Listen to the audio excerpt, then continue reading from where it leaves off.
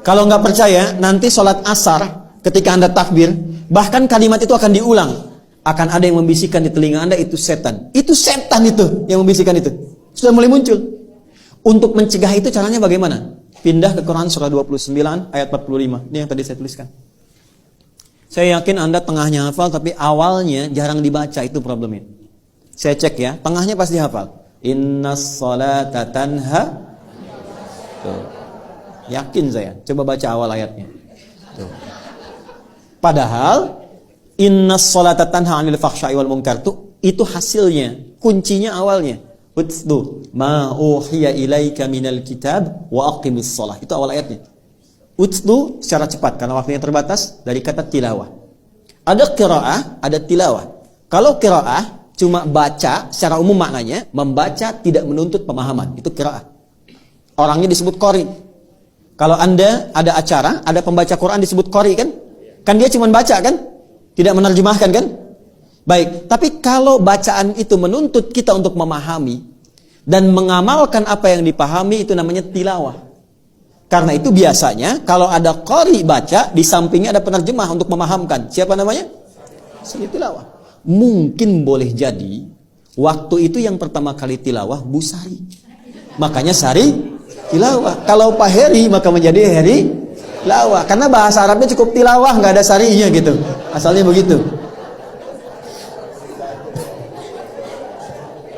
Tilawah itu artinya baca, pahami, amalkan. Rumusnya kata Quran, kalau baca saja iqra, kalau pahami, amalkan utslu. Maka ayat yang mengatakan, hei sebelum sholat, pelajari dulu semua bacaan sholat. Pahami. Kalau sudah paham, jadi ketika tangan mengangkat, lisan bicara Allahu Akbar, fikiran menerjemahkan. Sehingga fikiran kita tidak dikuasai setan. Allahu Akbar, fikiran menerjemahkan Allah Maha Besar, hati meresapi. Ya Allah, aku sekarang mengikrarkan Engkau Maha Besar, tapi bahkan sebelum sholat aku merasa besar dari orang lain. Sombong dari kawan, angkuh dari pasangan, merasa yang paling terhormat, lebih daripada orang lain. Aku bertaubat ya Allah, maka Anda katakan, Allahumma ba'id baini wa baina khataayaya kama ba'adta bainal masyriqi wal maghrib. Ya kecilnya itu pengakuan. Ya Allah, aku mengakui selama ini aku banyak salahnya. Tapi aku memahami Engkau banyak rahmatnya. Maka mohon jauhkan antara aku dan kesalahanku di hari kiamat nanti, sejauh Engkau jauhkan timur dan barat yang tidak pernah bertemu satu dengan keduanya. Karena setiap kesalahan akan dipertemukan dengan pemiliknya. Wa may ya'mal mithqala dzarratin syarran yarah. Ya, kita minta dijauhkan. Kalau perlu ya Allah, hilangkan dengan es yang sangat dingin, bil ma'i wath thalji wal barad. Atau kita katakan wajjahtu wajhiya lilladzi fataras samawati wal arda hanifan muslima wa ma ana minal inna salati wa nusuki wa mahyaya lillahi rabbil la syarika lahu wa bidzalika umirtu wa ana minal muslimin. Itu dalam sekali. Ya Allah, aku taubat. Aku hadapkan diriku pasrah sepenuhnya kepadamu. Sungguh ya Allah, kalau sampai saat ini aku hidup, aku salat, aku ibadah, atau Engkau wafatkan dalam sekali. Wa mamati itu maksudnya begini, atau Engkau wafatkan aku sekarang dalam salat. Aku ikhlas. Tapi bila Engkau beri kesempatan aku hidup setelah ini, bimbing aku ya Allah untuk patuh kepadamu dengan sempurna. Wa ana minal muslimin. Jadi kalau kita paham, itu baru keluar kalimat Allahu Akbar bisa gemetar. Itu yang terjadi pada Abu Bakar As-Siddiq. Jadi beliau itu kalau sudah bertakbir itu sudah menangis.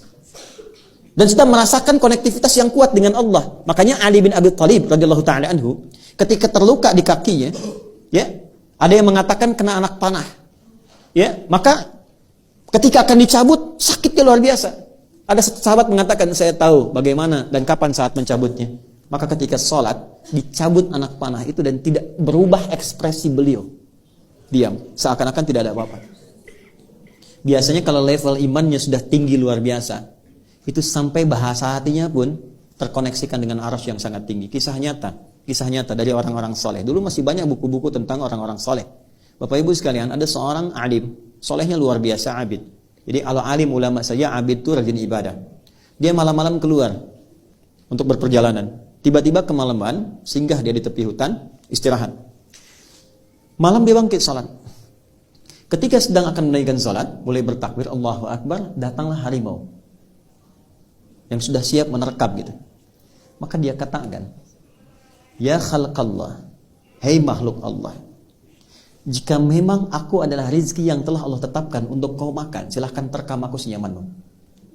Tapi jika memang aku bukan rizki yang telah Allah tetapkan untukmu, maka tolong jangan ganggu ibadahku. Bukan jangan makan aku, jangan ganggu ibadahku, atau aku mohonkan kepada Allah untuk menghancurkan kau saat ini juga. Atau apa yang terjadi? Binatang itu pergi meninggalkannya, langsung pergi begitu saja. Maka dia kemudian melanjutkan ibadahnya. Ketika konektivitas itu tinggi, khusyuk itu mendalam luar biasa, jawaban datang dan kalimat yang disampaikan begitu sangat luar biasa. Walam yakhsha illallah. Nggak ada ketakutan, nggak ada kemapanan kecuali konektivitasnya hanya Allah. Kalau ingin merasakan sampai ke titik itu, nanti malam cek ya. Begitu sholat, ada nyamuk misalnya, nempel. Hei nyamuk, kalau memang ini rezeki yang Allah tetapkan untukmu, sedot yang banyak. Tapi kalau bukan, jangan ganggu tahajud saya, atau saya mohonkan kepada Allah untuk menghukum engkau dan menghancurkan kau saat ini juga. Kalau dia langsung pergi, bagus. Tapi kalau dia betah, nah, tes kembali. Jadi kurang lebih demikian ya Bu ya.